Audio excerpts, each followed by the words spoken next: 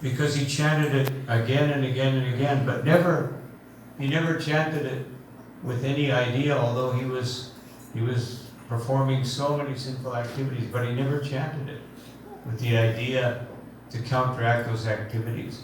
The potency of that holy name was so great that at the time of death, even though he had committed so many mistakes, as Krishna says in Bhagavad Gita, that immediately his spiritual credits became manifest, and the holy name delivered him. Tarayet Krishna Nama delivered him from all his simple activities and everything. So the holy name has that potency. And the factor is we have to chant it in such a way that it's an offering to Krishna.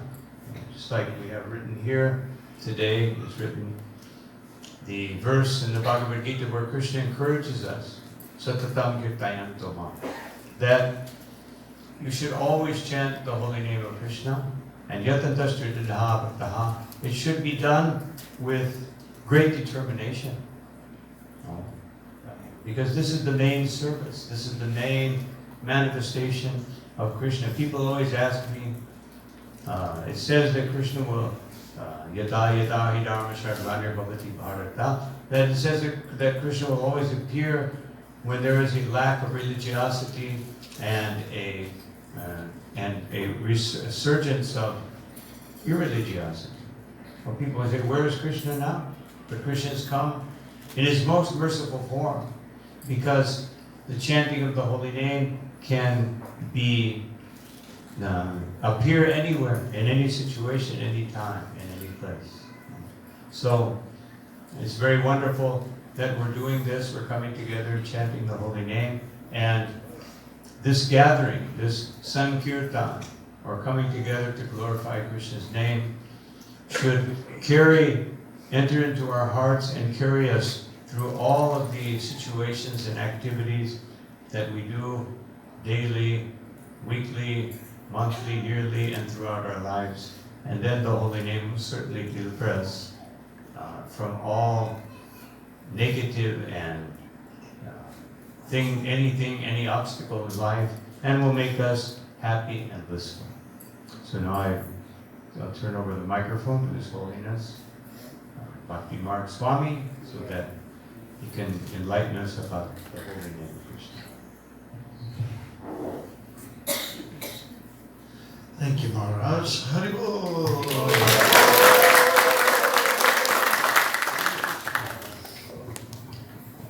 Om Jnanam Jnanam Jana Shalakaya Chakshuram Militam Tasmai Sri Gurave Namaha.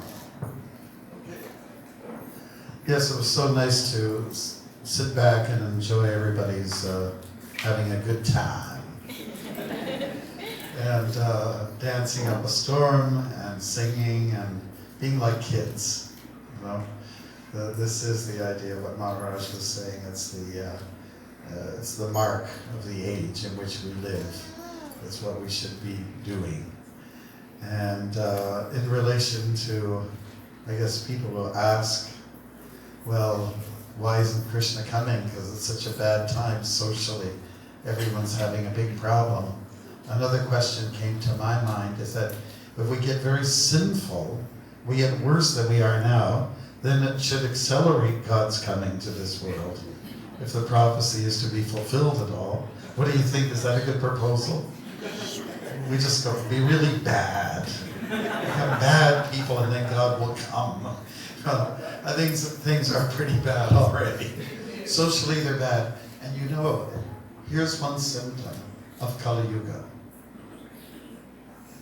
When people start gossiping about each other, they say bad things about each other, which happens in all circles and in all squares and in all villages and in all towns.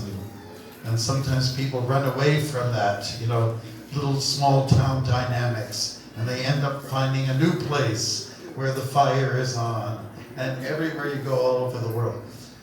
This is something that should be less of an issue in the spiritual community, but it goes on. Am I right about that? Am I right about that? Is that one of these, or should be down like this, right? But it does. It does go on. And when we do kirtan along the lines with what we've just been experiencing, then whatever differences may be there amongst us can be dissolved very quickly. It can be vanished. It can just poof, like, a magician, abracadabra or Hare Krishna. It goes away. It should go away. Now, and it does. Everyone's happy and blissful because we're having a good time. It's like a party mood. But then, when you go back into your vehicle after the party's over, after the Prasad has been served, the mind starts taking over again. Oh yeah, that rascal is giving me such a hard time, and this other person, and that dude, and this gal, and it all starts kicking in. These same old, things get conjured up again. We shouldn't allow that to happen. We should go for, dissolution of these kind of problems. And they usually arise from ahankar. Ahankar sounds like a monster, and it is. Ahankar means false ego. That means everything is works on the premise of I am this body, but I'm not this body. So we must stop identifying with that. The basic foundation is that I'm not this body, that I'm a spirit soul, and I'm meant to serve others. Like whenever I come here, I see the floor is very solid. It's checkered and it's kind of fun and nice, and it's meant to allow us to go to the deities without any hindrance.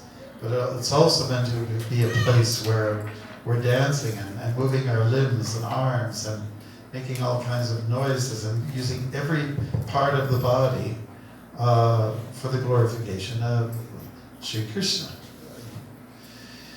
And so we do that.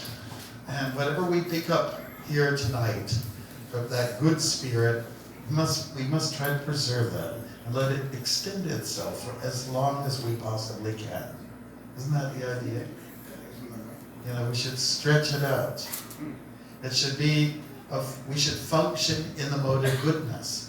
There are 3 gunas. Triguna, it's called. 3 ways of existence, 3 energies, let's say. And one is tamasic. And that is where you just kind of shake it and easy. And then we have rajas, which is high speed, moving somewhere, going nowhere fast. Fast and Furious. Does that ring a bell? Fast and Furious. I was walking across the United States. That was the year, that was 2016, 17. And I entered the city of Cleveland, Ohio, and we weren't allowed, myself and companions at the time, to go down the main street. So why can't we go down, straight down? They're having filming. They're filming the Fast and Furious here. Okay, so we had to go a few blocks over this way, make another turn, and then finally we're back on track.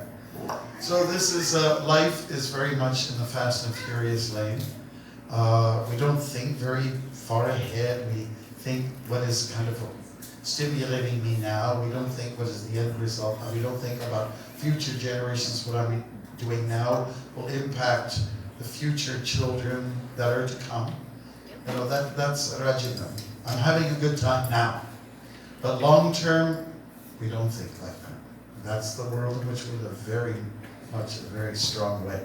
And then we have Sattva-guna, where there's a consistent thoughtfulness in our process of doing things. We think things out before we speak and before we act, and we think long term. And if I am implicated in chatting around with this and that, hey Maharaj, did you hear that? Blah, blah, blah, blah, blah. And then he goes, well, blah, blah, blah, blah, blah. And we go back and forth. And maybe Maharaj is not supposed to be doing blah, blah, blah, blah, blah. But we do find that this is quite consistent throughout the world, throughout the universe.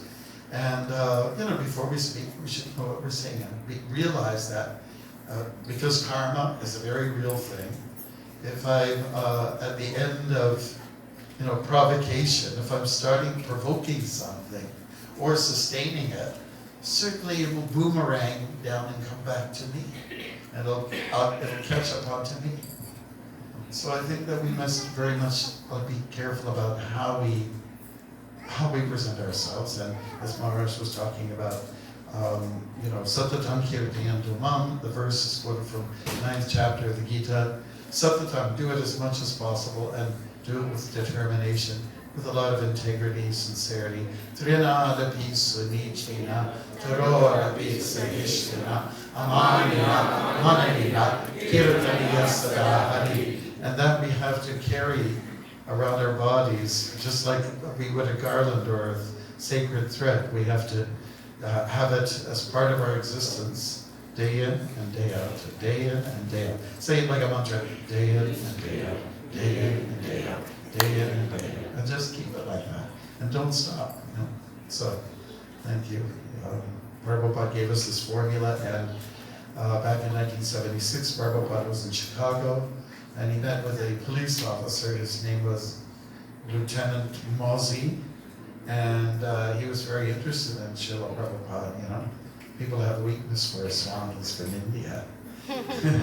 And he was curious to know, because it's his field. He deals with crime all the time. And he wanted to know how to deal with crime, and why does it exist, and what can we do about it? So Prabhupada's formula was, in a more practical way, is let's have big halls where people can come in. They can dance like crazy and sing. And there will be lots of musicians, drummers going wild and crazy. There will be prasad to eat. And people will go and they'll just get tired. That's the idea. There will be no drugs. There will be no alcohol. People will just come for a kind of a spiritual rave and just have a good time.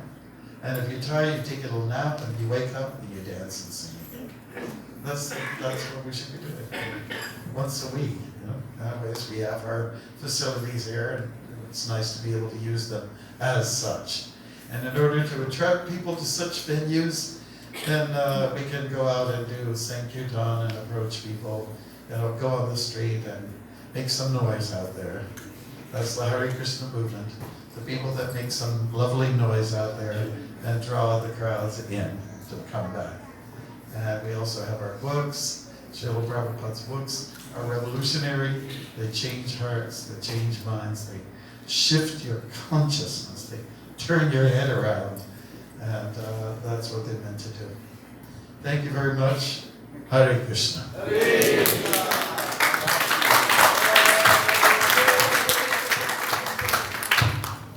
So now we'll be preparing for the Arti ceremony.